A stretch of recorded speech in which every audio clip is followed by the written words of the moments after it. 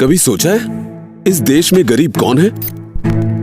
सच्चाई ये है कि इसका कोई पक्का पता ही नहीं है। ये कह दिया जाता है कि देश के 73% लोग, जिनमें दलित, आदिवासी, पिछड़े वर्ग के लोग हैं, उनमें से ज्यादातर गरीबी में जी रहे हैं।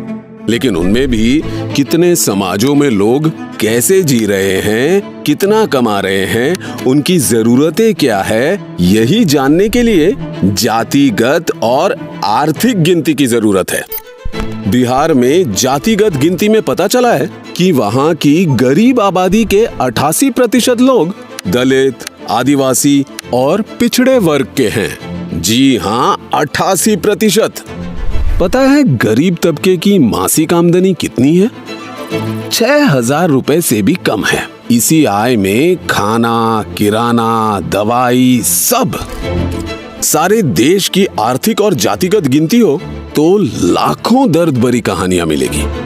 आज भी देश की 200 बड़ी कंपनियों की टॉप पोस्ट तक एक भी आदिवासी, दलित और पिछड़ा नहीं पहुंचा, जबकि 85% मजदूर पिछड़े वर्ग से हैं। गूगल सर्च कीजिए कि किसी बड़े मीडिया चैनल का सीईओ या मालिक दलित, पिछड़ा या आदिवासी है? कितने पिछड़े वर्ग के जज है? और गटर में बिना मास्क लगाए उतरने वाले वो सफाई कर्मचारी किस समाज के हैं? देश में आपको 2 हिंदुस्तान दिखेंगे, एक अरबपति वाला और एक गरीबों का हिंदुस्तान। जब तक अपने हक का पैसा उस आखिरी गरीब तक नहीं पहुंचेगा, इस देश में 2 हिंदुस्तान बने रहेंगे। पहला कदम होगा जाति जनगणना, उसके बाद आर्थिक सर्वे।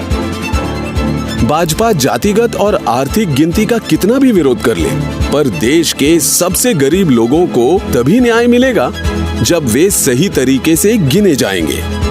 जब तक जातिगत गिनती नहीं होगी, तब तक सरकार को आपके रोटी, कपड़ा और मकान की फिक्र नहीं होगी।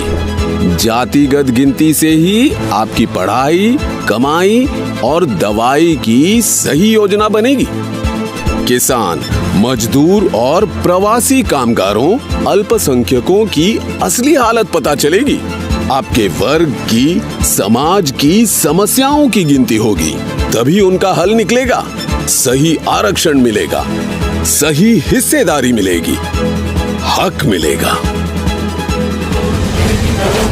जब इस देश को चलाने में देश के सबसे कमजोर समाज की आवाज सुनी और गिनी जाएगी, तभी ये देश तरक्की करेगा।